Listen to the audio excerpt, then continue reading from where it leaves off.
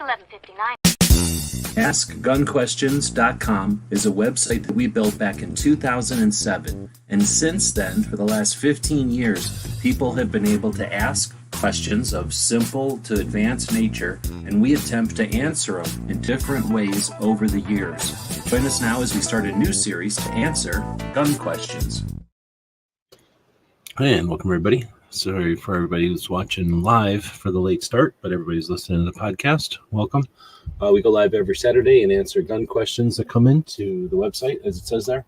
And we did start late today. It's my fault. And Tony and I were kind of catching up here. And I said, hey, why don't we just go live? So Tony is driving right now. Thanks for joining us. And you were just telling me where you're driving from. Yeah, I'm up here in Aberdeen in New Jersey, Aberdeen Guns and Ammo. And they donated 1,000 rounds of 9 to us for us to use. Because next week we're going to be, on Thursday we're going to be at Union Hill Gun Club. So I needed some 9. So they gave me some 9mm. So that's going to be awesome. And then while I was there, because they're a new gun store, so if you live in Jersey, drop by, give them a look. They have some cool guns, including what we call here in Jersey non-NFA items, which anywhere else you'd call them AR pistols or AR rifles. AR pistols or AK pistols. But we can't have those in Jersey. But if it's 6 inches overall length, we can have them, but it has to have a vertical grip. So somehow that makes it legal in Jersey, and they have some of those. And they were showing me those, and they have some pretty good bills. Some of them are, more inexpensive Palmetto State Armory bills, which is fine. But some of them are from higher end AK builders. And one was even an AK 9mm. Now, to me, what it helps with is it's a lighter firearm for somebody who's new to guns. So that gets your wife, girlfriend, friend, whoever it is that thinks this AR is too heavy to shoot something that's not heavy, that's very wieldable, and gives them a positive experience with the firearm the first time they shoot it. And now they have one of those evil AR-15s or evil AK-47s, but they like shooting it. And it also, the ARs have, what do you call those devices? One of the cans that project sound further down range. So we don't even have to have that concussive force hitting them, because people confuse that with recoil too. And it's just a concussion of shooting in an indoor range in a port. Well, they don't get that with this. So for me, in the diversity shoot, it's a win-win to be able to have one of these.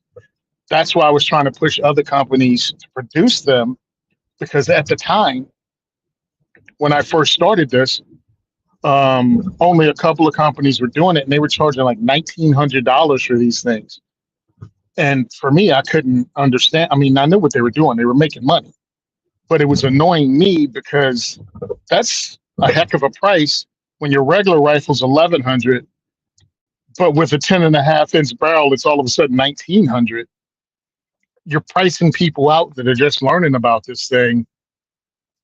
And I was asking for help from from Radical Firearms, because they make more inexpensive firearms, to what's the other one? Bear Creek Arsenal, Anderson. I approached them all, and none of them would make it. If they were already making pistols, I'm like, all you have to do is put a vertical foregrip and send it to Jersey. Nope. So that was a little frustrating. Well, they changed the law here in Jersey that you can actually make these yourself now. Before, they were limited to you could only have one of these if you bought it from a factory. Well, they changed the law. So as long as it's according to law, you can build it up yourself. So that's what I'm doing. I'm building a 10.5-inch 7.62 by 39. And the only reason I had a 7.62 by 39 is because it was less expensive. When I got the upper from Bear Creek, that ammo was cheaper. Well, that jumped out the window. And it's just expensive to run AK ammo as it is 5.56. But I have it now, so that's what I'm going to run and introduce people to firearms with this particular firearm that I'm building. But if somebody wants to send me a 5.56, I'll take it, or even a 9mm. I'll take it, because I think that's a great great starter firearm for somebody that wants to run an AR. A 9mm PCC with a 10.5-inch or 11.5-inch barrel would be great, in my opinion. Pretty much for anything, as long as it runs your particular self-defense ammo, I don't find anything wrong with it. Yeah, once there's no NFA to have to comply with, then I think that's a decent size. I don't want to call it PDW, but like a personal firearm. Mm-hmm. I agree. Yeah, once that goes away, and then, I mean, truthfully, look, 9mm is there, and the reason I say it is because it's more of it. You know what I mean? It's just more 9mm ammo available at a lower price for somebody that fires 1,000 rounds, or at least close to 1,000 rounds every event. I have to keep that in mind. But if you're anyone else, yeah, you can have a 10mm PCC or 45A PCC and get, all the juice for the squeeze. I do it, but I live in Jersey where it just makes more sense for me to have a traditional pump shotgun for the optics of it, especially being a Second Amendment advocate and somebody that runs what I run. It's easy enough for a prosecutor, even if it's a good shoot, to try to paint me in the corner as a gun nut immediately. It's kind of weird that you have to keep that in mind, but probably a good point. Makes sense. It's ridiculous because a good shoot should be a good shoot regardless if you have a self-defense scenario. But we've seen people politically motivated to pretty much run your life and not care.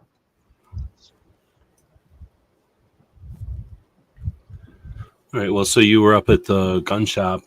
I'm going to jump over and see if we got any questions, but you want to tell us how was the Wii shoot? Diversity shoot? First one.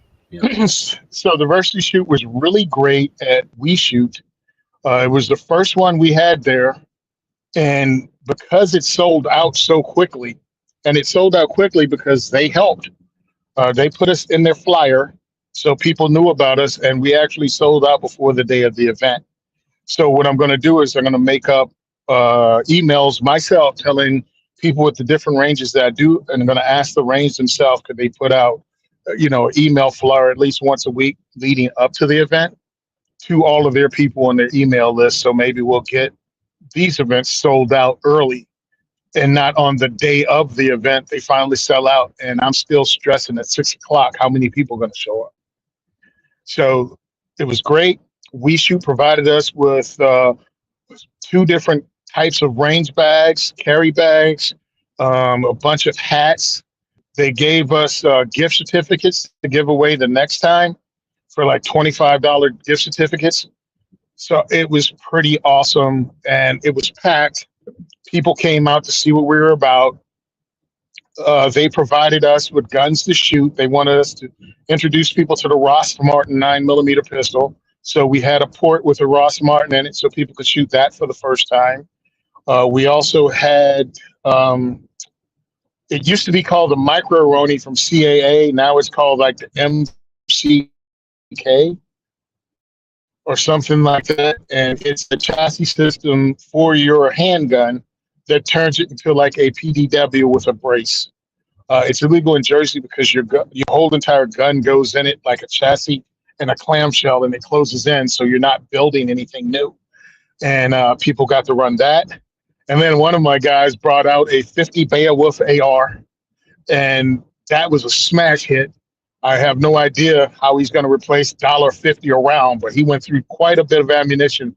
But that was really cool to introduce people to that, because we had gun owners that wouldn't think they'd see anything new when they got introduced to new firearms at our event, and they had a it was in Lakewood, New Jersey. So if people don't know Lakewood, Lakewood has a large population of Orthodox Jews. And we had Kava, which is a coffee cafe, but they also make pizza and pastries. They donated a platter, pastry platter, and also 3 kosher pizzas. So for anybody that ate kosher, we had food for them. And then I ordered, I don't know what you call it without being offensive, regular pizza. And we had that. So the food was a hit. And the reason I bring up Kava, not only because they donated, but when Jersey first passed their carry, they came up with some BS that you'd have to, if you were a store, you had to put a sign up that said you allowed people to have firearms in your store. Stupidest crap ever. Well, Kava was the first one in the state to actually make signs up and put them in their store. Not even a gun guy. He's a Constitution guy and just got ticked off about that and made up signs and put it in his store as one of the first, actually the first store in New Jersey to put up a guns welcome here sign.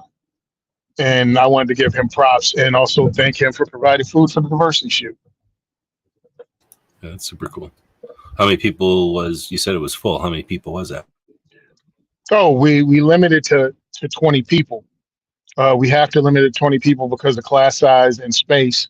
And we filled that up. Plus I have like 7 or 8 volunteers. So we had like 30 something people to feed. And that's how many it is. We can do more than that, but what it turns out to be is it's not enough room for people to sit and the parking is limited. Plus these events prior to New Jersey getting past their concealed carry, ranges were empty on a Thursday night. Well, now ranges are full every night. So now I have to keep in mind, I don't want to take up all their ports. So I have to limit my crew and my size now because ranges are busy. And that's fine with me. I have no problem with that because the purpose of the diversity shoot not only was to introduce people to firearms, but to bring people to ranges. What am I going to do? Complain people are coming to ranges, but not because of me? So as far as I'm concerned, it's awesome. And I'm glad it's working out for all of us. I have 2 new ranges circling for 2025. So pretty much in 2025, I'm probably going to be open and hosting events at either 5 or 6 ranges in Jersey alone. Is that, you think, because of ranges hearing about it, because of you reaching out about it, or alumni? I think it's ranges hearing about it. I definitely think it's because of ranges hearing about it. Cool. All right, so I was looking at I'm sorry. I'm sorry. I want to throw this out too. And alumni and my volunteers. And the reason being, my volunteers are some issue right now because of a volunteer that went there. 2 volunteers that are instructors and went there and pestered the hell out of these people to get there. I'm probably going to be up at RTSP, which is in Union, New Jersey, because one of my volunteers went there and was like, "Hey, you should really get Tony Simon here. Diversity shoot is awesome." And the owner heard of me and knew of me, and they were like, "Dude, get him here as soon as possible." So that's almost a guarantee in 2025. And those 2 specifically are due to volunteers. And even I have a third one in another part of Jersey that was one of my volunteers. And she went down there and told people about us, and they're interested in it too. And then she took over, not Women for Gun Rights. What's the one Robin Sandoval runs? Girl in the Gun. My friend Ray, she went down there. Ree went down there, and she took over the Girl in the Gun for that particular area. And it was her first time at the range. They elected her president, a Girl in the Gun chapter in that area. And the first thing she did was go to the range owner and went, "Tony Simon runs something called the Second is for Everyone Diversity Shoot. You should get him here too." So those are the kind of awesome people I work with and volunteer at our events. So, and that's how we're growing, through word of mouth, people hearing about us because I'm on shows like this. And people are sick and tired in the state of New Jersey and around the country of being pushed around over a Second Amendment right. And they feel that I'm one of the people behind the lines just fighting the fight. Right on. I mean, obviously it's a little mix of all of that. I was just kind of curious if, I don't know, because we hadn't actually talked about that, I don't think specifically. I've got a bunch of people chatting. Here's the deal. So X won't let us go live anymore. I went to go live with my show last night, as of yesterday, because I don't remember last time I went live. I usually go out live on X all the time because there's been quite a few people, following us over there. So I directed people over there. Yeah, and it doesn't cost nothing. And like I said, anytime I go live, I usually have it on X. And then anyway, last night was the first night I noticed it because a big pop-up came up and said you have to pay to be on live or on X Live now, or period. And I'm like, oh shit. So I haven't decided right now. I'm running off of credit cards till the end of the month, so I'm not like running around with a bunch of money to just throw it on X. But I was going to throw it out there to you because you use X quite a bit, and I've been using it more. I'm on the fence on whether or not how much time I want to spend on it, because there's other things out there, TikTok and Rumble and other platforms that have their own advantages, disadvantages. X is what's his face, and I like the idea that he seems like he's interested in free conversation or whatever. But my issue with X is, one, he's a super rich dude, and I don't like the idea of having to be paying $7 a month, even if it's only $7 a month, to be able to go live, because nobody else is really charging us for that. Well, I shouldn't say that. I think LinkedIn charges us, but so I don't do it. And, it does cost me something to run the software. But anyway, he's rich. He doesn't need the money. So I'm just debating that. Plus, it's so angry over there. Like, I don't know if it's even worth it. We get lots of people listening from X, but they never participate. And they're almost always yelling at each other. I mean, not technically, but you know what I mean? It's a lot of making fun of each other. At least that's what I see. I try not to follow people who are too worried about everything or too jumping off the, I don't know what you call it, jumping off the dock every time something happens. But I end up, some of the people I do follow, because they're friends of mine or whatever, end up just making fun of the other side constantly, and that's annoying. And then anytime I follow a thread or whatever, follow something, even if it's something benign, like let's say John Richardson posts something, he's not trying to piss people off or create, controversy or nothing. He's just reporting on stuff he finds interesting. I'll go click on it, and then it just gets angry in the comments and stuff. And that's part of the reason to click on it, is to see the story, but then to see people's reaction. And I don't know if it's that constructive. I guess maybe that's the way to say it. So what do you think? I know you're using X, but would you pay to use X, or do you pay to use X? You're muted. All right, hold on. Yeah, sorry about that. No, I'm not going to pay. I've thought about it and thought about it. X can be a cesspool. I jump in, I post my post. If I read something cool, I repost it. But the negativity, I ignore it. Every now and again, someone will try to attack me because they can't actually have a conversation. So they'll call me fat. And I just laugh at that because I'm like, bro, I use the hashtag largest pound for pound gun bunny in America. You're not going to break my heart by calling me a fat guy. I'm not going to be offended.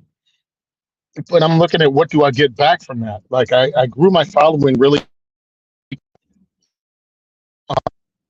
I grew the following quickly, but what was in it for me? I don't know if it even has been any return on it. And I have, 7,600 followers?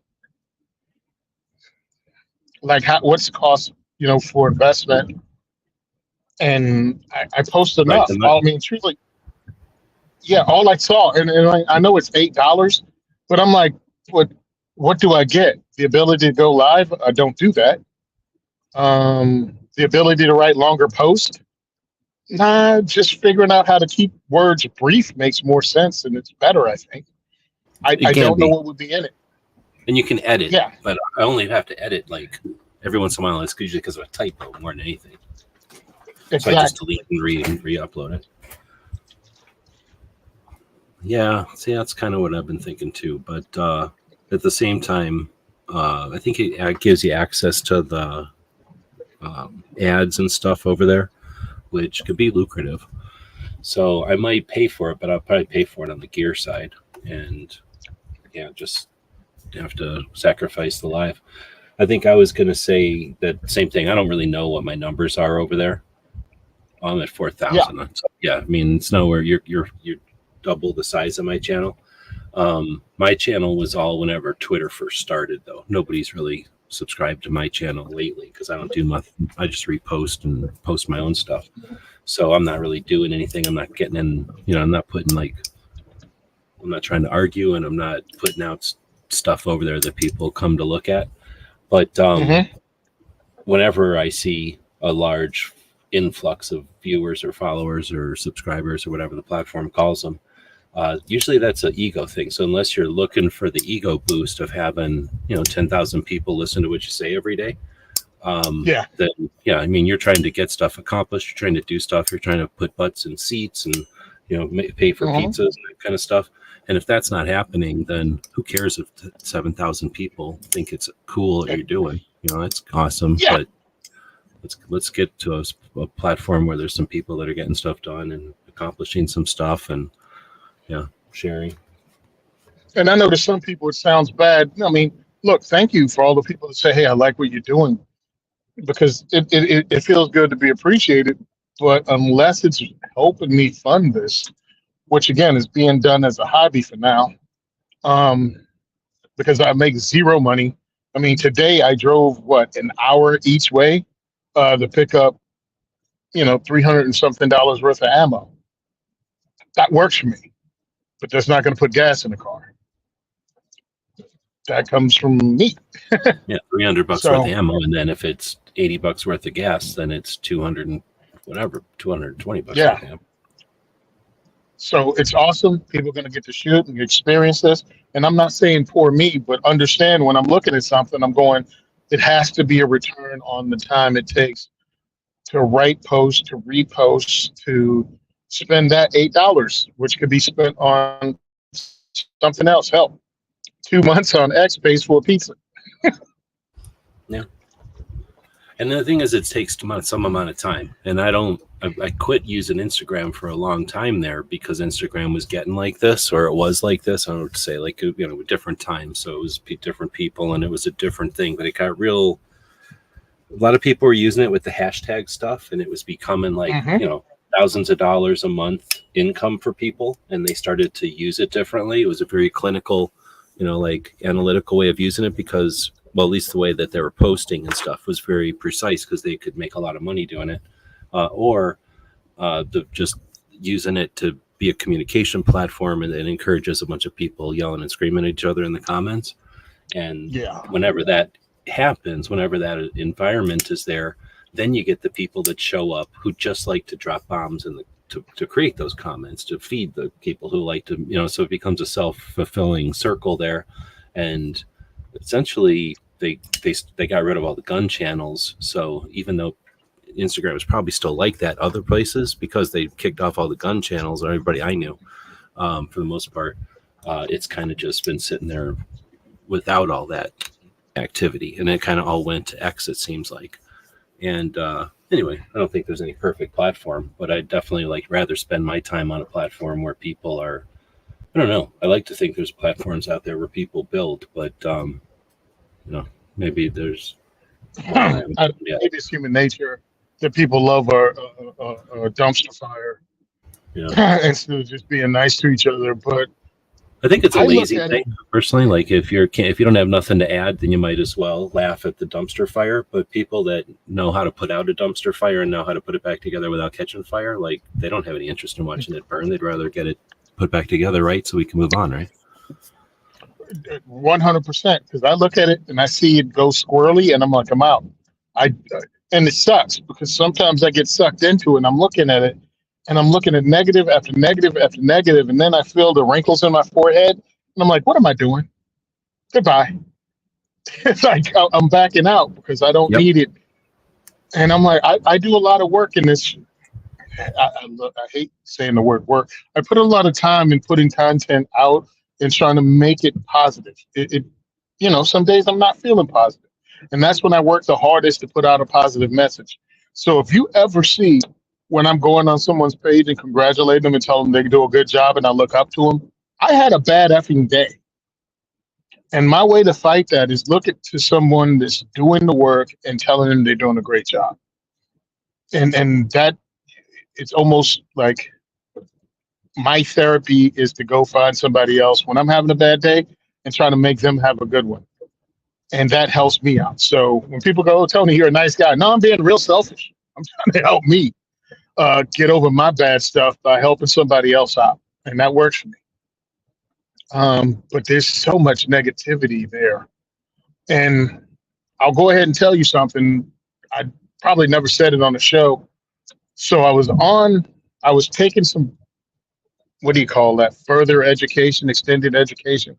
Anyway, I'm talking to somebody about how to grow websites and grow media presence. And one of the things they say is open up multiple accounts that are anonymous and attack your own post and start fights in your own comment section. And that will bring others because it'll bring activity. And I'm like, man, it's hard enough for me to post this stuff. I'm not going to be schizophrenic and argue with myself on my own posts. I mean, it kind of makes sense. I can understand the concept. It's sort of like putting $1 in the tip jar, but yep, you know, it's essentially that. Some people are going to get it, and some people are going to go, that dollar didn't just show up out of nowhere. Somebody else, I'm the first one here, you know. But I got to laugh at it because I'm like, yeah, I mean, like you said, it's probably good advice and it's $1 in a tip jar. But I'm funny naturally.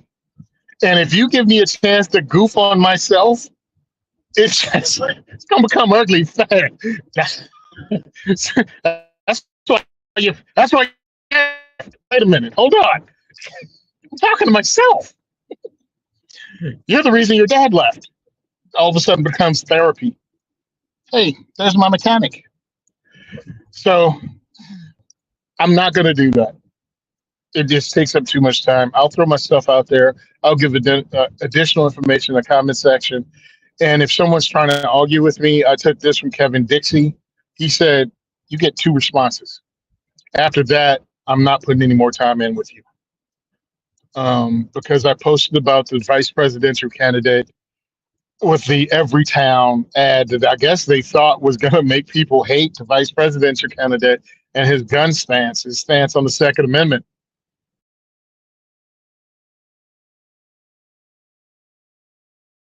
And all the horrible things he does, like gun violence isn't a real problem. That was the first one. He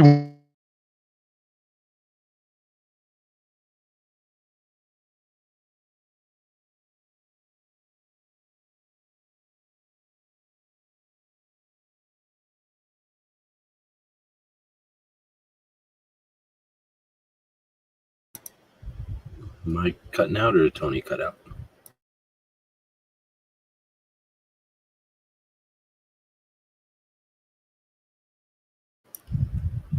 I'm not seeing any movement. I think Tony dropped out. All right, he's driving, so hopefully everything's okay. He's probably jumping between towers. I know that happens to me when I'm driving sometimes.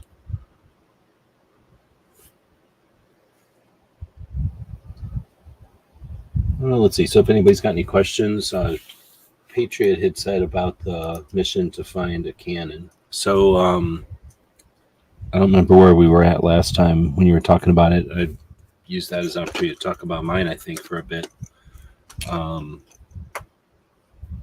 But yeah, I'm not sure. Did you say you want one of the smaller ones that are like fit in the palm of your hand? Or a larger one like that you'd set on a table that might be size of maybe the size of an old telephone, something like that, because there are some that are that size. Hey, you doing all right? Yeah, man. I'm upset because I broke into rap and I started riffing right off the top of my head. Like an open mic, and it was fire. It was hotter than Eminem, but I can't remember it all now, so I can't redo it. Dang it! I know kind of I recorded. Dang it, dude! It was fire. It was the new. I don't know who's new. It was the new Kendrick Lamar, man. It was hotter than that. I dissed Drake and it and everything. Dude, I can't tell what is popular now and what is got popular riffs on Instagram for chicks to wiggle at, because that's essentially the stuff you hear the most is just whatever, you know, like every third post you scroll past is somebody doing a dance or something to some, what, about 13 songs at the most? Maybe yep. A rotation of about 10 of them or something. And I know all these songs now. I'll go to the gym or something. I'll be like, oh, I know this song, but I only know 10 seconds of it. Yep, I only know 90 seconds of this song.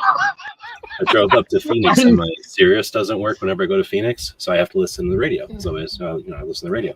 So I just poke around. I don't know any of the stations up there, and there's one song that's kind of cool. I thought it was like the kind of a cool song, at least, but it's like the first intro, and then the rest of it is just like kind of a lame song where somebody talks the whole time with music in the background. It's actually pretty lame, but the beginning is super cool. And that's, there's all these, every time you scroll past, people are using it because trending audio is a big deal. You use it all the time. Trending audio ain't no joke. Like I don't really think about it because I'm so YouTube centric that, they've beaten us with copyright so bad that I won't go near music.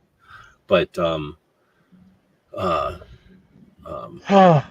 do you do it? Do you just decide to use it or like the song or something, or are you doing it strategically so that like it carries the weight, what do they call it, like the momentum of it? Yep. Sometimes I use the momentum of the popular song, especially if I like the song, even if I don't.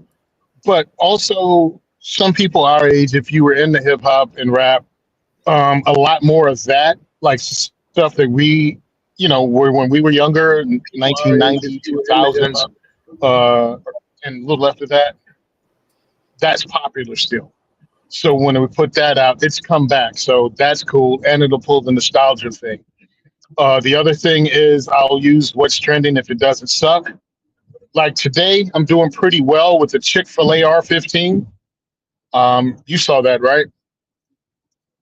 The Chick-fil-A AR that I saw at We Shoot. Oh, yeah. I'm not a big fan of those. I get them, but I'm not the biggest fan of them. But go ahead. It was a paint job of Whataburger, right? The music I put with that. Or no, Chick-fil-A. Yeah, it's a paint job for Chick-fil-A. And on the slide, it says, it's our pleasure to serve you. And like, how may I help you or something like that is on it. And the Chick-fil-A logo is on the pistol grip.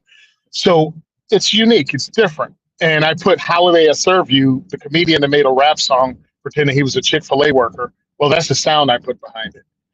And it just got people laughing at it. And then I asked the question, are you a fan of themed guns like that, themed firearms?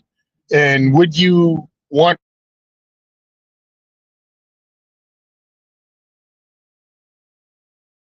people to know?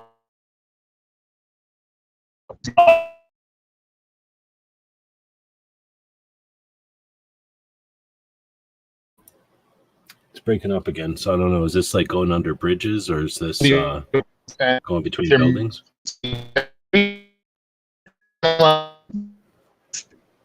You're coming back. We lost you right when you said about themed guns, and then we lost a pretty good chunk there.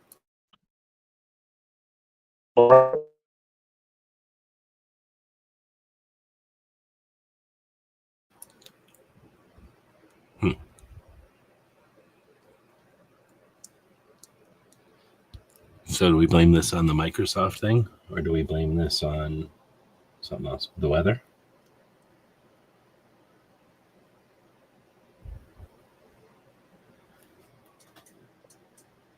But it's not going to.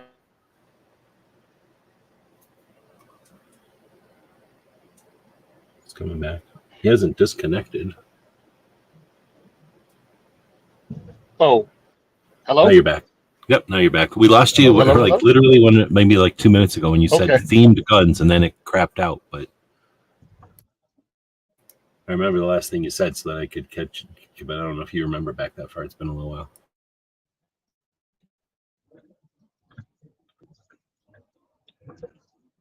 All right, I'm in a weird area. I'm near Jackson, where Great Adventure is. I don't know if people know Jersey or Great Adventure, but that's where I'm near. So it's a little spotty, area. But yeah, I just wanted to know whether people wanted to. It's just it's kind of country, but it's congested, and it'll do weird things going up and down these hills. But I'll stick around regardless because, again, like I told you, I have to be somewhere at 5, so I got the time. Yeah, so I don't know if people like it or not. They also have a Deadpool gun. They also have a Deadpool rifle and a Deadpool pistol. I'm going to do video on those too to let people see them because it's a little bit controversial, and I totally get where you're coming from because it's kind of silly. But if it gets Well, people interested in firearms, I'm thinking more of it from it could be misunderstood as a prop or a toy or a squirt gun or something like that. So there's a difference between like when you say a Deadpool, that's either going to be or like a stormtrooper gun, right? That's either going to be like a paint job on it, just done some way, and then maybe the same one that he used in the movie. But you know what I'm saying? It's not like they're gonna turn it into a stick or turn it into like the ones that I think are the closest to the line would be like when they take DeWalt and make it look like a power drill or some other kind of tool or something, or a toy like a Nerf thing, or no, that game. Oh man, Duck Hunt, the Nintendo Duck Hunt one. Yeah, especially when it's a Glock, because it's so similar looking. I get it, but it's like a Photoshop or like as a whatever. But at the same time, like, why bother the people who aren't going to get it? And and then we actually had. But anyway, that's my only thing. I don't care either way. It's just that I don't prefer them. Yeah, we had that conversation at the store about it while I was filming. And somebody said the exact same thing you did.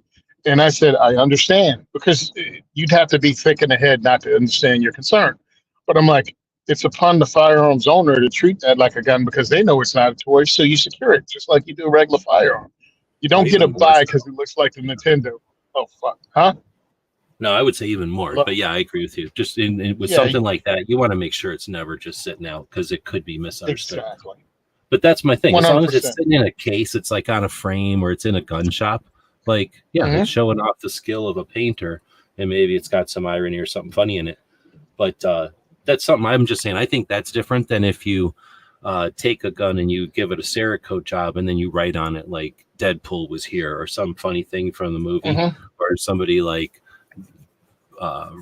rattle cans it to look like a movie. Like, I don't care about any of that. That's just somebody wanting to make their version of something.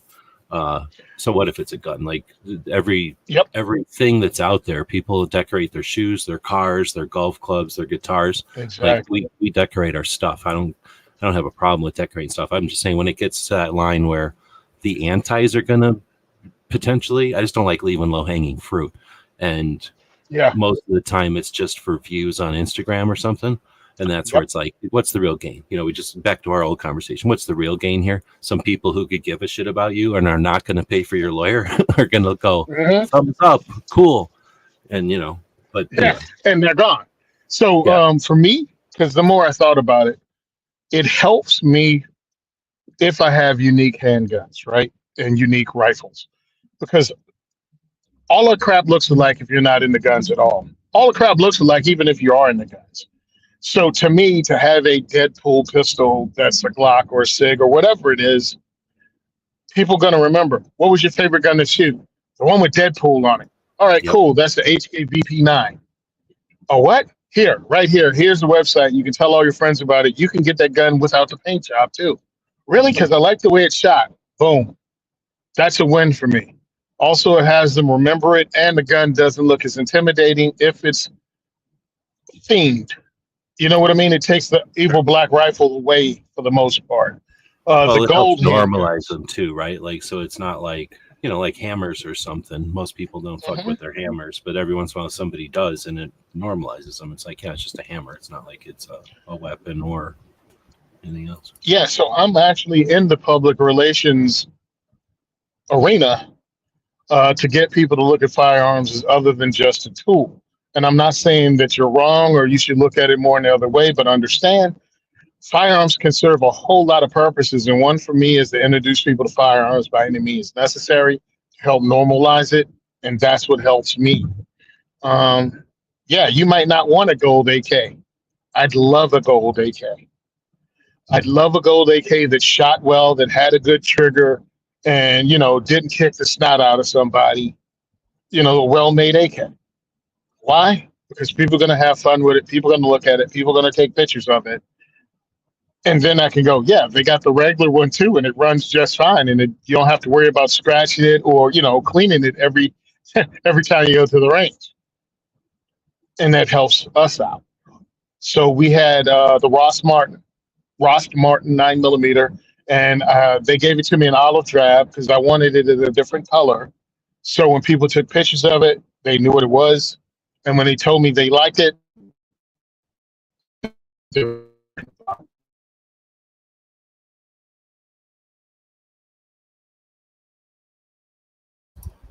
So for the people that are listening out there, would you want one of them Ross Martins? Have you seen anything about them? Are you getting one? Do you already own one? they had the Deadpool rifle there. Crap. I'm coming to You're the back top now. of the hill. I'll be back in a second. Oh, you're Okay, back yeah, now. I'm coming to the top of the hill. All right, cool. I don't know where I dropped out, but Pretty much as soon as you said Ross Martin.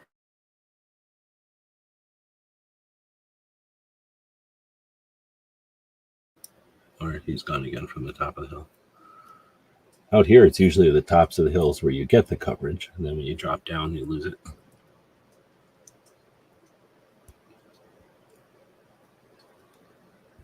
So thanks to the folks that asked some questions in here. Saint was saying best carry gun in 2024, new, old. I don't even know what the guns are this year. Tony probably knows some.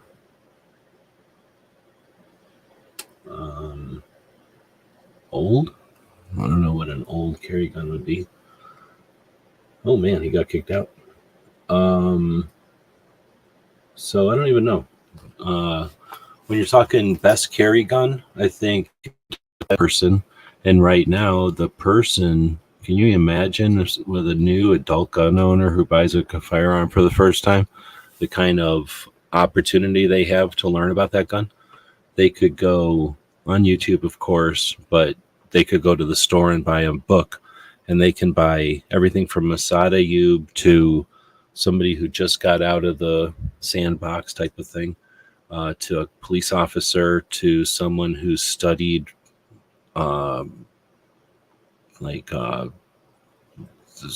concealed carry tactics, and then they could go find somebody who just studied concealed carry interactions, because hello. all of those are different. Hey, you're back. I was just digging into a question there. The last thing you had said was Ross Martin, so I don't know if you can remember Okay. back to where you were there. Yeah, we had the Ross Martin, and I insisted on getting it in olive drab so it looked different. So if a firearm looks different, it helps me and it helps my client or my attendees. And it also helps my guys because they'll remember, because we have an after action report when we hang out afterwards and smoke cigars in the parking lot. They let me know how the event went, the ups, the downs, what we could do better. Like, we obviously take this seriously and we tweak it as we go along. So it helps. And getting higher end handguns and firearms in will also help. So that's a mission I'm on now, to get higher end guns on. Like this painted gun. What was it? The Chick-fil-A gun? I still like Chick-fil-A R-15. I think that's hilarious. It's an Anderson. And a friend of mine went, of course, a gun like that's an Anderson. And I'm like, nobody's going to buy a nice armament and Cerakoted it with a Chick-fil-A logo. That's just not happening. You know what I mean? Mm-hmm. So to me, and it's funny because there are certain guns that everybody understands is a meme gun. An Anderson can be used, an Anderson, a Bear Creek, a Palmetto State. All those could be meme guns because all it is a canvas for you to throw your thing up. High points, meme guns. But on the flip side, on the more expensive end, Desert Eagles are meme guns. And you've seen people make stuff up and put it on a Desert Eagle, even though, the base gun was $1,500. But that's pretty much about as expensive as you're going to get for most meme guns. Keep in mind, though, that a lot of times people get airsoft guns and do all that work to them, and then unless you see it firing, it could be a $35 gun. That's true too. But it's funny, and I make fun of people because they go, "Yeah, it's a meme gun. It can't be taken too seriously." And I'm like, Yeah, Knight's Armor is a meme gun too. Y'all just ain't getting the joke. I'm like, you guys are LARPing. That's great that you have Cry Precision on and about $5,000 worth of. If your car is not worth as much as all your gear you have on in the outfit you just showed up with this carbine class. I'm like, to me, that's a meme also. And I'm not goofing on you. Use your gun however you want. Pay as much as you want or as little as you want. And I told you this because we spoke about it off air. When I took the Chris Costa class here in Jersey, I was the only veteran there. And I showed up in jeans and a t-shirt with my AR, and I carried my magazines in my pocket. Everybody else showed up and they looked like private military contractors that were about to fly out to Afghanistan. Like, they had everything. They had everything but night vision. And I'm like, wow. And then we just ran whatever we ran, and that's great because I'm looking at it as I'm an armed civilian now. I'm not putting on a plate carrier. I've done that. They suck. I don't want to play that game. I've ran classes in Jersey in August with a plate carrier, with a plate in it. Man, that was hard work, and all I did was run a class. I didn't even have to do every one of the drills because I could describe most of them. And I was burning up, and we were under shade. So yeah, no, I'm not going to go to an event and up and down and all that stuff with all that crap on. But that's me. But you can do you. Well, we didn't get any questions to the website this week, but people have been asking some questions live. So I was going into this one earlier from Saint. It says best carry gun in 2024, and obviously I don't even know what the guns are this year. So I'm going to leave. I guess what I was ranting on or riffing on was about to say, that's right when you came back, because I was about to say I don't pay attention. Like, I wouldn't know, and I wouldn't care even if I was paying attention, because I would tell you it's a personal choice. But I have different criteria than other people. I've been in a gun shop long enough, and I've been around guns long enough to know that just because something feels good in your hand don't mean shit. Just like if you go to a car dealership, the one that has the nicest seat has nothing to do with whether or not the drivetrain works and whether or not you're going to get replacement parts. What the aftermarket options are, and whether or not mechanics are going to know how to work on it. So you can buy the coolest, nicest car in the world and have no mechanics that can ever work on it. And I grew up with an H&K back before there was a standardized rail, and I can remember being frustrated at every single thing that came along because no one ever bothered to build it for this $700 H&K. Yep. That nobody. Well, at the time it was a $700 gun when it came out, and for years, every cool thing that was happening, and a lot of people don't realize that Tony and I are in the age where we got to grow up with guns were cowboy guns or they were Vietnam guns. Like, a modern gun was a Vietnam gun, and then a bunch of those weird things happened in like the 80s with AKs and the plastic stuff with the Tech 9s and the 10s and kind of stuff. And we got to watch all that stuff on TV and see it in some extent in real life and in gun shops and stuff. And then it got all made illegal in '86 for people to use. So right when we were teenagers-ish, it all kind of came to you couldn't just go to the store and buy a MAC-10 anymore.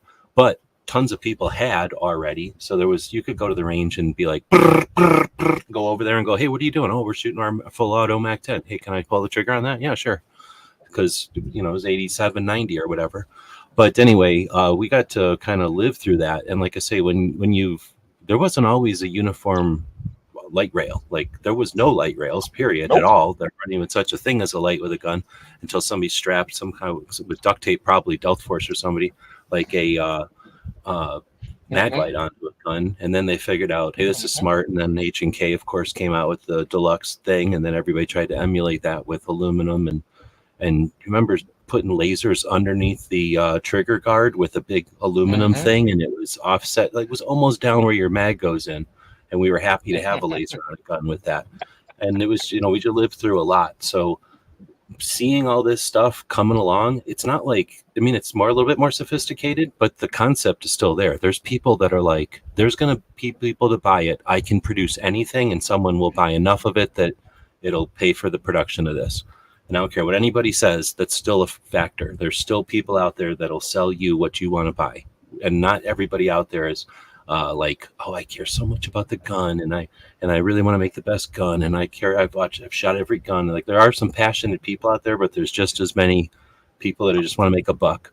So what I was getting at is, what's the best carry gun? You're going to hear a lot of opinions on a lot of people over that kind of stuff, actually, or whatever. Like, obviously at the beginning of the year when it all kind of starts up and the models come out. But you got to take that with a grain of salt at this point. Like, so many of these people are getting paid to say it. Are they ever going to say it's bad? No, they're getting freaking paid to say it's good. So it's no different than back in the days of the newspapers, or not the newspapers, but the magazines. It's just that people are paying, now they're just doing it for the free gun, or maybe the free gun and a couple of $1,000. But the best carry gun is, I go back to that, some kind of an equation where, can you get the thing worked on? Can you get parts for it?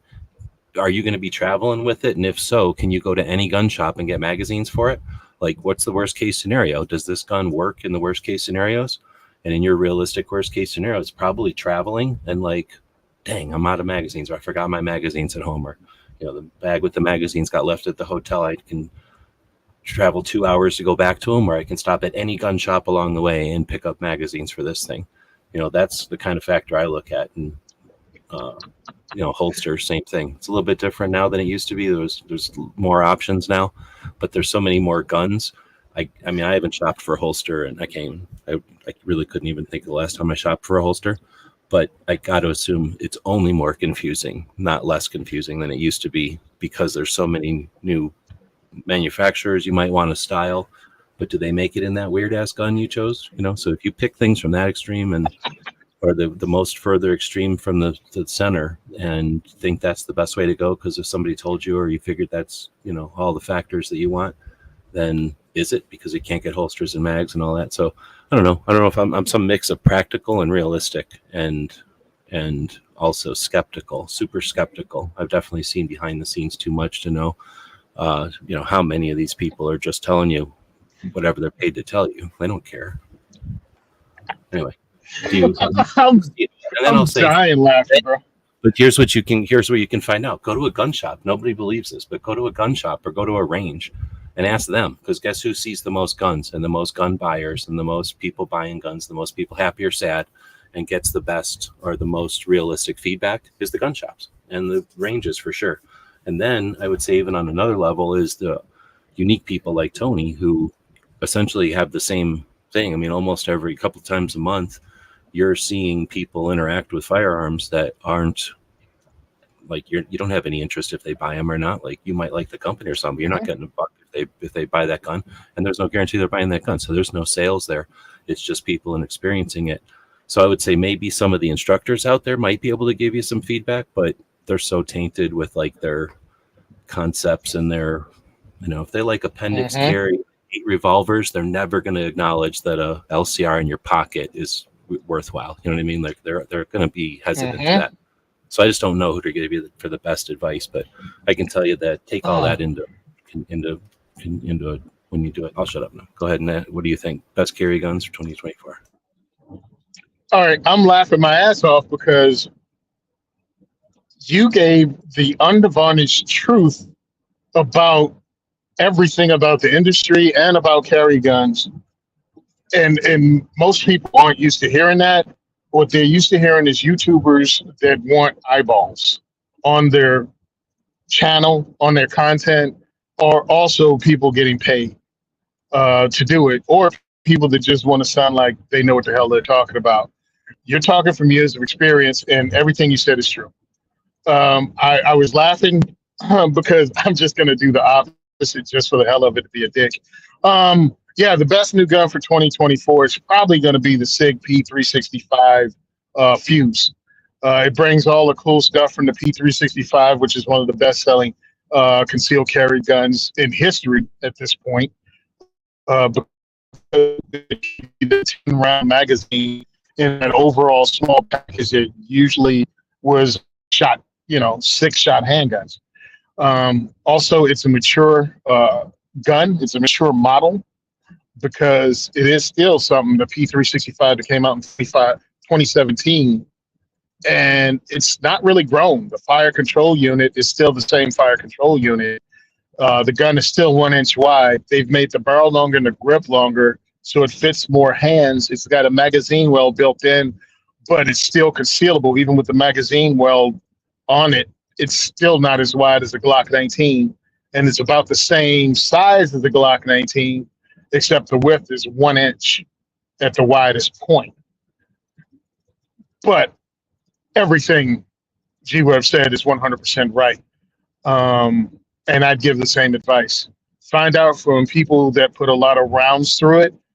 Sometimes firearms instructors are the worst people to ask because they're stuck in their own heads about what people should carry. You have to know a lot more about you and what you like, so you need experience doing things like going to a diversity shoot, shooting different types of guns, going to the range and renting different types of guns, shooting your friends' guns.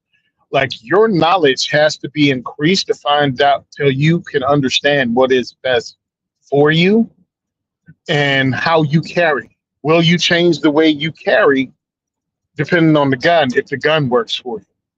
Like, if you have really big hands like me, I'm sorry, but my carry gun isn't going to be a micro compact. It can't even be a compact. It can't even be a subcompact. Pretty much it's going to be a compact. Glock 19 is still too small for me. My pinky hangs off of it. But I've learned that if I put in mag pull Glock mags, those base plates are a little thicker and it gives me somewhere to put my finger. That comes from knowing. That comes from time. That comes from shooting the dang gun with that iteration of magazine. You'll learn. But if you just want the YouTube quick answer, I think the P365 Fuse is one of the new guns. It's not really a new gun, so it has a track record of being good. And it also is cut out for a red dot, so you can use whatever you want. So that was the one, and I just handled it again today. I was dry fired it again today. I dry fired it Thursday. I like the way it feels. I like the way it looks. So that is one of my choices for one of the better striker fire carry guns out there. But it's like a thin Glock 19. I forgot what is it, Glock 47, I think that's their name, but it carries more rounds and it has a better reputation and a better trigger than anything Glock makes. And we're talking new guns, so I'll leave it at that for what came out in 2024. That's what I'm thinking new off the top of my head, because I know the Shield Plus came out a couple years ago, but I think they just put out the Shield Plus Performance Center. Check that out. If they have a Shield Plus Performance Center version, that gives you usually a better trigger and better sights if you want to Smith. Let's see. So that was from Sane asking the best carry gun in 2024. He said new or old, but let's cut it there. Okay. Then essentially you kind of covered. There's some ones that are previous, but old could mean seriously anything. I was going to say, that could mean something that has been around for a long time and it's still being made or something. So going with the new ones is plenty, I think. But then there was answers to that reply, so I was going to hit some of the replies. 556 Media says the best carry gun is the one you're comfortable with and handling. Okay, the one you're comfortable with handling and trained with. I think that's a pretty decent answer. Very good. But I always throw the caveat that you can feel comfortable and get trained with an NAA single shot, 22 Magnum, and somebody will definitely tell you that that's a great gun for you, and somebody will definitely tell you that it's the worst gun for you, and then you'll make a decision and you'll decide, I'm going to get trained in how to change the cylinder out, and I'm going to carry 2 cylinders with me so I don't have to think about reloading the cylinders. I'll just reload the whole cylinder into the gun, and maybe figure out some way to do that to where you feel that's quick enough. So that's where I say because people will justify their position and say, or their decision and say, I'm comfortable with this one because it feels my hand great. and then they'll say like, I know how to holster it and I know how to load it, so I'm trained with it. You know what I mean? Like, so that's, I guess what I'm saying is I'd hesitate with just those two caveats for at least somebody new, right? I guess, or even somebody that's not paying attention. Woods is saying, or he says, I ask novices, how do you want to carry it? Then suggest guns that are good for that. That's a good way to do it too, I think. To like, I was kind of thinking, you know, are you planning on putting this in a drawer? Or is this going to go in your purse? Is this going to go in your wallet? You know, is this going to go in your pocket? Is this going in the overcoat, in your robe? Like, is it going in the glove compartment? Who knows what people are thinking, right? Well, my whole thing is I answered it as somebody that's on the Gun and Gear Review podcast. And usually people that listen to us wants to know what's the latest. You know what I mean? People always want to know the latest thing, the newest thing. So that's what I was giving them. But there are questions you really need to ask if you're going to have this conversation. It needs to be a two-way conversation. How much money you're willing to spend? How much are you willing to train? How are you going to carry it? Are you only going to use it for EDC, or is it also something you want to be able to slot for home defense? Like, there's a whole line of questions that you ask to people when you're trying to figure out for real, what their EDC is, when you have no motivation, to sell them anything in particular, and you just want to help them. Then you need to have a conversation. Just like if you say, hey, I want a suit. I want to buy a suit. All right, do you want to buy a suit for a corpse? You know what I mean? For a funeral, and it doesn't make any difference how it fits? Do you want one just to have a suit? Do you want a suit for a special occasion? How much you want to spend on a suit? What do you want to make it made of? Do you want it tailored? Like, there's going to be questions when it comes to something truthfully, there are questions if you want to order a baseball bat. Seriously. Yeah, when you say it that way, that makes so much sense. Like, anything, but name something that you're not going to want to have some further description of the item you're purchasing. Yeah. So, again, and the reason, because you laid the base down and pretty much unvarnished truth about the things you need to answer, and also the type of people that will answer it for you. And it gets on my nerves. And that's one of the reasons I stay on the Gun and Gear Review podcast, because I fell into a good crew that thinks like you do, that thinks our job is important. If we're going to give people advice, we need to give them good advice and not blow smoke up their butt because it's a new product. My reputation isn't worth a free gun. Sorry. Oh, Tony, you said this would work and you just did it because they gave you a free one.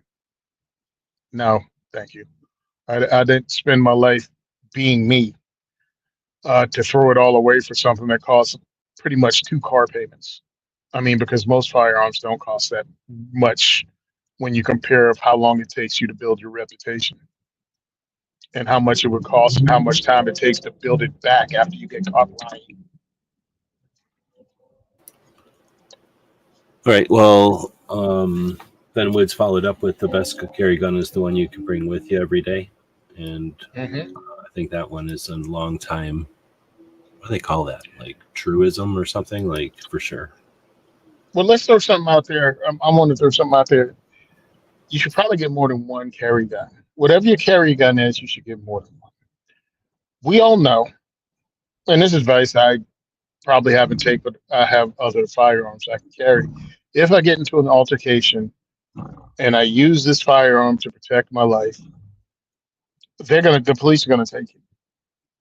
And it doesn't mean I killed someone with it. It might have mean I shot someone with it, or I even brandished it and ended the situation. This gun may go bye-bye. What do I have to protect myself after that?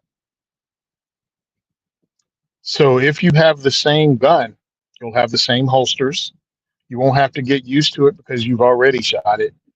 And if you're under investigation, I'm not sure, because I don't think it works that way, that in a place like Jersey where you need a pistol purchase permit and have to go through the whole process over again, whether you'll be able to go through the process to get another gun while you're waiting for the self-defense shooting you were involved in to clear up. So I didn't even think about that, but what a predicament to be in. Yeah. And I thought about it only because of the stuff I've done. And one of them was not gun and gear. What is it? Self-defense gun stories, because there was a pharmacist involved in a self-defense incident where a guy tried to rob his store and he ended up killing the guy because the robber shot at him. Well, they took his gun. They took the pharmacist's firearm. The police did, and they had to clear it up. Well, this guy was part of a gang. Well, that was his only handgun. So the pharmacist was stuck bringing a rifle to work in a bag that he kept in the front of his car because that was his other gun. And he was under threat. And luckily, a gang task force was actually watching the gang, and he came close to getting got. They followed him to work and were waiting in his parking lot one day. The gang did. They were actually going to hit him in the parking lot, and they changed their mind for some reason, but they were there to do him, and he had a rifle in his car. He didn't have his handgun. So it's important that if you're in this space, that you feel a EDC gun is an important part of your everyday carry. Maybe you should think about getting a second one just in case you have to use the first one, or in case the gun goes down and you send it to the shop or the site gets knocked off while you're training. You know what I mean? There's stuff out there that can happen to your EDC, and you should have a second one. That's a great point. So Woods had a question from before, but I'm going to bypass it and go to C&T, who had a statement more. He said the most passionate gun designers are the 3D printing guys. So we could talk about that, but as you were chatting before and what you just said now brought me back to, what about the concept of normalizing 80% or CCW so that if you have to use it and it goes into the system you're talking about, oh, well, it was made for that. And then you got I like to go to the range and shoot this one because it's my comfortable gun, the $700 version of something at home. Or is that, well, I don't know. What do you think of that concept? Okay. Rob Pincus, a friend of mine, runs that, what do they call it? Gun maker match? I think that's what they call them. Yeah, the maker's match, yeah. Maker's match, yeah. So what people are learning is their 3D printed gun isn't as dependable as they think it is. I think if we got more normalizing 3D printing guns, it comes out of the basement. And I think that's what Rob and Guns for Everyone. Edgar. Thank you, Edgar. Edgar, I think that's what they're doing, and that's what they're helping to do. And I think that'll be awesome, but you still need to have that gun already made up and rounds ran through it so you know it works. So, yes, I think it's great. Well, what about 80%ers where it's just a frame? Oh, yeah. I mean, I support that too, but, that gun's got to be made. I can't have them here in Jersey, so I don't put a lot of thought into them. But yeah, and yes, you're not the only one. What did we figure? There's 9 or 11 states like now that are like that. Yeah, and it sucks because one, it should be normalized. We are legally able to build guns. We have been through a majority of this country's history and a majority of this country been able to build in guns at home. This is some new fear-mongering crap that they got everybody worried about, and it's all BS. I wish I could, because I want to build a 1911. I want to build a 1911 and run it and check it out. I really do. But these goofballs won't allow it.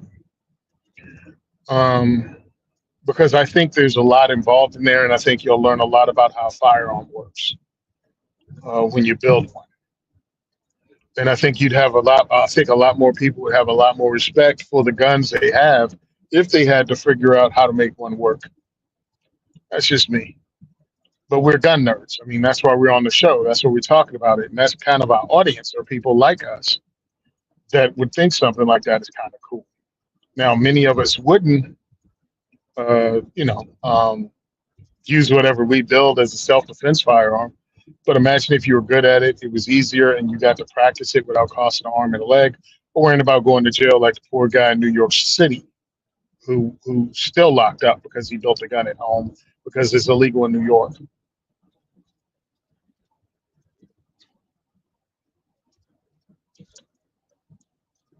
Well, I'm trying to type this in to find out what it is, but Woods is saying, have you guys, either one of you, seen the Heritage Roscoe 38 special?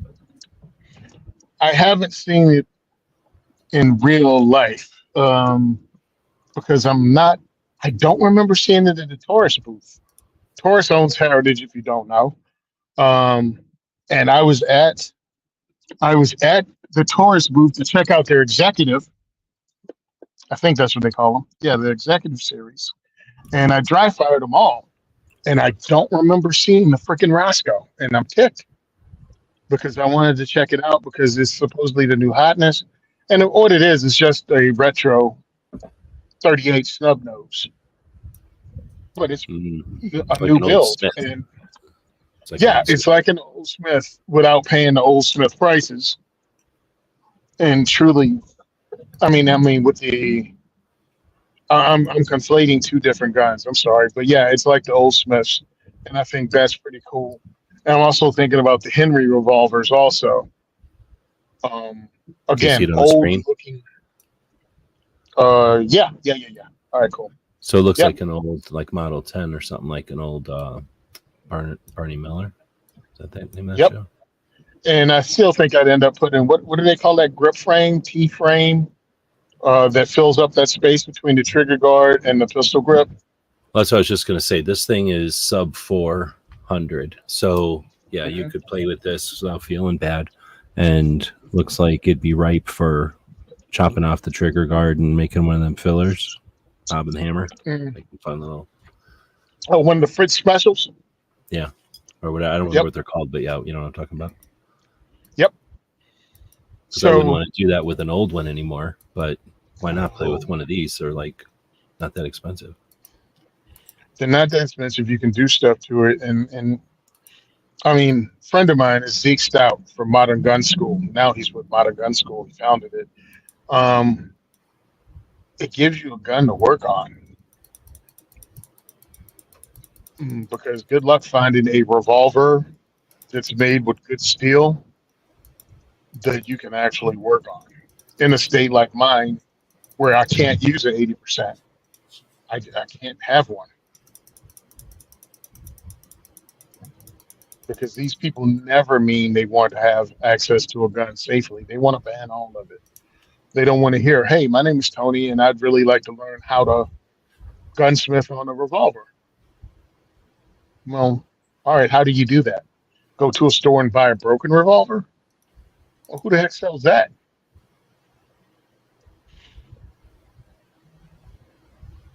Go to StogieMag.com and buy one of the revolvers they have in parts. You heard of StogieMag.com, right? No. Okay. This is awesome. I forgot the other name, but I know I can get to it by going to StogieMag.com, which is a pretty funny company that made pretty much it looks like a 50 cal magazine, you know, for magazine fed 50 cal, but it holds it's a humidor for cigars. Oh, I think I've seen that at SHOT Show. Is it downstairs? Yeah. I was upstairs on the first day, and then they were walking around somewhere downstairs because people saw them. But up there at the manufacturers thing on the floor right above,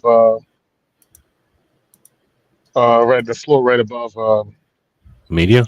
the media room. Yep, the media room. So if you go there, they have some gun parts somewhere you can look through because I'm driving, so I can't really see it. I'm at a light, but I see of it up. Somewhere on their site at the bottom of the thing, it's gun parts. You can find it and go to their gun parts site. They sell gun parts. So like when they're one of the people to go and buy from PDs when the police department gets rid of their evidence room. And they buy them and cut up the thing according to, ATF rules. And then they just sell the gun parts kits.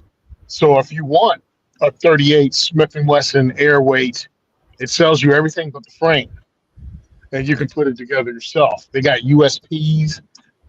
They have pages and pages and hundreds of guns, shotguns, NFA items, all that crap. And it's just fun to go to. And that would be one of the things that, to me, would be awesome as, someone who's learning home gunsmithing, from somewhere like Modern Gun School, that would allow me to have a real gun at the end of it because I can't do that legally in Jersey. There you go. Yeah, that's I, pretty I neat. don't know. I don't know what it is. What's the name of the site? That particular site, or did you get through it through Stogie Mag? I found it through there. Everygunpart.com. Yeah, there you go. Every gun part. $150 for a Colt Junior, low 25 ACP Colt. And that's ripe for making a little receiver for it. Yep. So I guess a Ruger EC9 must have a internal frame like a SIG. Same with the Taurus 145, because those are essentially Yeah, minus some internal part. and I'm looking at the USPs. Man, they want a lot of money for me. They want a lot of money for the Glocks too. I mean, I can actually buy a police trade-in Glock for what they're asking for, or even a Yeah, it's pretty neat, though. P80. Yeah, it is. There So I was a met place them. that would show up at the big gun show in Phoenix every year, and they'd have, like the boxes that comics are in, like those large or those long cardboard boxes. They had those boxes, and in there was bags of essentially the same thing. Just you'd comb through it like you were looking through comics, and it was just all these different gun parts, like minus the receivers. Probably the same circumstances. Yeah, But anyway, dude. So yeah, I that would thought be that was really cool. It was really cool, and I met those guys, and they were all nice guys. Gave me a rundown about how this stuff works, and I just thought it was really cool because, again, dude, we're in the guns for different reasons, and we've been in it for a while. So to see cool things come and go, I mean, I was in the guns back when Para Ordnance wasn't even selling guns; they were just selling the frame. Before they became a gun company, they were just selling frames out of Canada. And most people don't know that because, they're not freaking old. They haven't been around long enough. And that's not 556 how it's Media. going to. Yeah, go ahead. 556 Media is saying $100 for the gun, 2 speed loaners, the holder, a holster, and a box of 50 rounds. I was just going to insert I can't believe they let him buy 50 rounds of ammo joke in there without some kind of background check. Well, is he a 20-year-old white person? It's some kind of investigation. Yeah, because that's what Joey Behar said, right? If you're white and 20, how would they let you to buy 50 rounds? I wouldn't watch it because these people make me sick. They're disingenuous as hell, and I'm not going to give it a time. It's just such an opportunity to educate. Like, yeah, make fun of her and laugh or whatever, but right, like that's seriously the thing, the concern. Then it's like, let's talk about how many ammos people have. Olympic shooter, you think how many ammos they buy? Tens of thousands a year. They got to shoot a lot of ammos. You're not really thinking about the topic here when you consider 50 rounds. Either that, or she knows exactly what she's saying, and like I think you might be saying she knows that if she wants to get a bunch of views to her view show, she just has to say something dumb about ammos. Yeah. All of a sudden, she's relevant because who's going to see the Joey Behar comedy show? And we don't watch The View, but now we're talking about Whoopi and her because they say the most ignorant things, and if they really wanted to be educated on the subject, they could be. All right, man, I'm here now. I'm where I'm supposed to have dinner at. So I was glad. Sorry, it kept dropping out earlier. I'll be posting stuff up. Right on. Yeah. I wanted to say this. In Jersey, regardless of how old you are, if you buy handgun ammo, you have to have a firearms ID card, and your purchase get logged into the book in the gun shop. So, congratulations, you're a 21-year-old. You bought centerfire ammo at the gun shop, and the gun shop wrote it down. Nothing about that stops you from committing a crime with that ammo. So, and it doesn't help it investigate it all either. And what would it do? Oh, this is the gun shop they bought the ammo at. Like, oh, okay. Where's the car? Where's the gas station they bought gas in the car for? Or like, where'd they get those shoestrings? Yeah. So it was really silly and means nothing. And I think I 100% believe you're right. When we can have the conversation to point out that congratulations, you make yourself feel better by just making other people jump through a hoop for no reason whatsoever. No, I'm over here at this plaza and I'm looking at a financial institution and they have things you can't have. They have a no smoking sign. They have a camera up that says there's a camera on the premises. And then they have a handgun. And I don't think it has an X to it. I think this place you can actually carry. Ah, in Jersey. I got to go take a closer look. But that's pretty cool if it is. Like they have the sign on the door like a no gun sign, but I'm not seeing a line across it. So they may actually welcome people carrying. Well, that's probably why whoever had the meeting with you decided to do it there, right? Who knows? All right, man. Hey, talk to you guys Hey, next thanks. week. I really appreciate your time, man. And diversityshoot.com, you can see what we're up to and find ways to donate. We sold out that place. So if you guys can help me out, Simon Says Train on Instagram, Simon Says Train on Facebook, share my stuff, and we become our own algorithm to help get word out for Pro 2A advocacy because we need it more than ever because they're shutting us all down. So thanks a lot. I appreciate the opportunity, and I'll talk to you next week, man. Take it easy. Have a good dinner. Yep, bye. So, I don't know where DJ went, but I can't get back to his comments, but he threw comments out there, or I mean, he put a comment out there with the link to Diversity Shoot earlier. Let's see.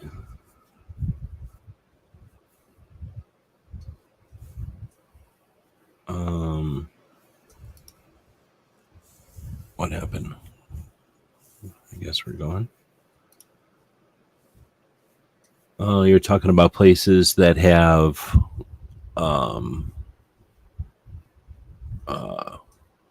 the signs up that say they're pro-gun.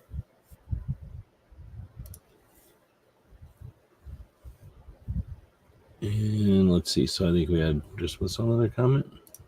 The pug on the thumbnail got me. What's y'all's favorite firearm? And I don't even know if I've got a favorite firearm.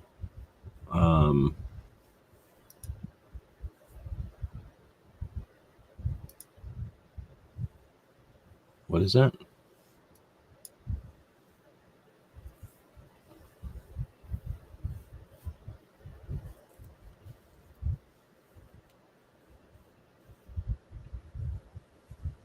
Oh, you were 45 minutes behind. Gotcha.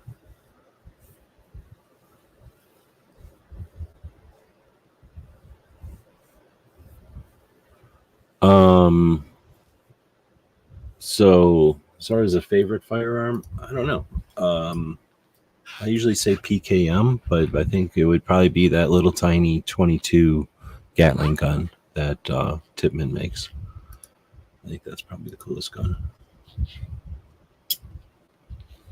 Tractor Supply is one of the places that'll let you in, you're saying? That's nice. All right, well, that's the question. Otherwise, we're going to start wrapping it up. Tony's gone, and I don't like to lecture, so if there's something to chat about, we can do it. Otherwise, I think we caught most of the stuff that people brought in live. Thanks for that. And had a chance to chat about his first shoot at We Shoot. Pretty neat to see a new range being added to the mix. All right, well, so we'll start wrapping this one up. Let's see, later on today, Brooke will be hosting Suicide Prevention Saturday. It's always worth a listen, and if you aren't able to, share it out there. Let people know about it. It's a tough topic to bring up. The algorithms don't differentiate between useful, productive conversations to prevent suicide and anything negative. So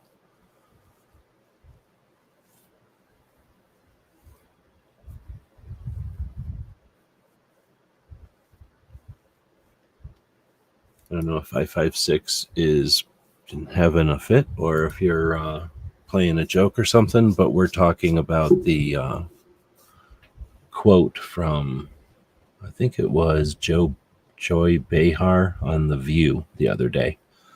And we're not actually talking about any situation you have going on there.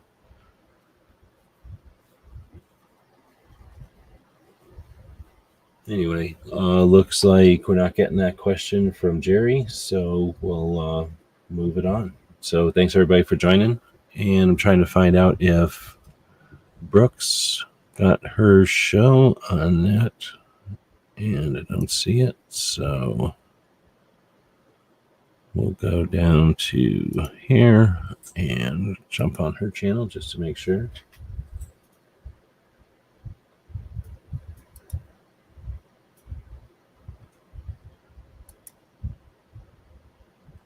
Nope, nothing posted yet. So we'll just recommend you head over to Brooks' channel later on this afternoon. And yeah, have a great day.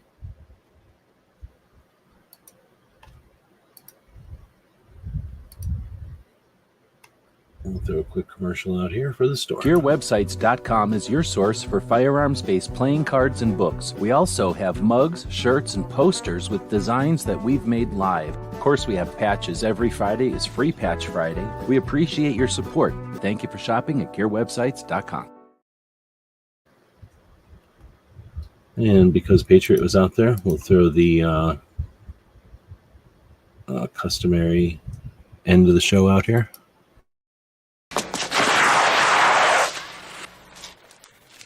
Shit.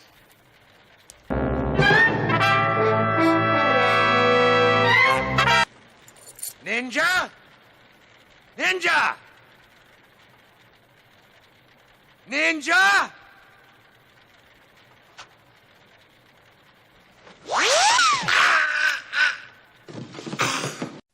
It's 11:59 at Radio Free America, and this is Uncle Sam with music and the truth until dawn. Right now, I got a few words for some of our brothers and sisters in the occupied zone. The chair is against the wall. The chair is against the wall. John has a long mustache. John has a long mustache. It's 12 o'clock, Americans, another day closer to victory. And for all of you out there on or behind the lines, this is your song.